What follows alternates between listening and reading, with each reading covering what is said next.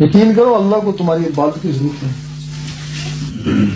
اللہ کو محبت کی ضرورت ہے. گاڈ از لو، اللہ کو محبت کی ضرورت ہے، اور یہ عبادت محبت سکھاتی ہے. اگر عبادت سے تمہارے دل میں اللہ کی محبت نہیں ہوتی ہے کہ تمہاری نماز تمہارے منہ کو دل ماری، یہ ہے اس کی محبت کے لیے کہ اس کی محبت کو اس چیز کو، تو اس چیز کی محبت نہیں ہے، الٹا شیطان کو اندر ڈال دیا، وہ تمہارے تکبر تبخل تحسد اس نے ڈال دیا، اسی نے تمہارے مذہب کو ہی خراب کر دیا نا. محبت والوں سے اتنی رعایت ہے. صحیح. ایک شرابی تھا حضور پاک کے زمانے میں، اس کو لے آئے کہ یہ شراب پیتا ہے. آپ نے اس سے بڑے پیار سے مذاق بھی کرا. اس نے کہا مذاق کر رہے ہیں، پیار کر رہے ہیں، چھٹکارا ہو گیا میرا.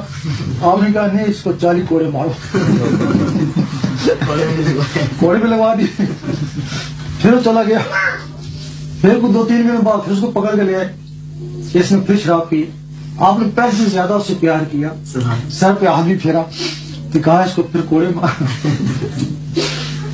حیران مجھے اتنا پیار بھی اسے کرتے ہیں تو کوڑے بھی مرواتے ہیں. اور تیسری دفعہ پھر اس کو لے پار کیا. اس وقت صحابہ نے کہا اس آدمی کے اوپر لعنت. اچھا، اس آدمی کے اوپر لعنت کہ بار بار اسی جرم میں آ جاتا ہے. اس وقت حضور پاک نے فرمایا اس پہ لعنت نہ بھیجو، کہ اللہ اور اس کے حبیب سے محبت کرتا ہے. یہ اللہ اور اس کے حبیب سے محبت کرتا ہے. جو اللہ اور اس کے حبیب سے محبت کرتے ہیں وہ دوزخ میں نہیں جائیں گے. کتنی رعایت ہے محبت والوں کی. دیکھ عشق، جو محبت والوں کی اتنی رعایت ہے، تو جو عشق والے ہو جائیں تو ان کی کتنی رعایت ہے. محبت والے تو اپنے لیے بخشے گئے، تو جو عشق ہے وہ دوسروں کو بھی بخشوا لیتے ہیں نا. واہ.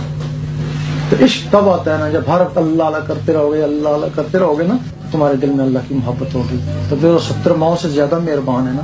جب تمہارے دل میں اللہ کی محبت ہوگی پھر تم کو 70 ماؤں سے زیادہ تم سے محبت کرے گا نا.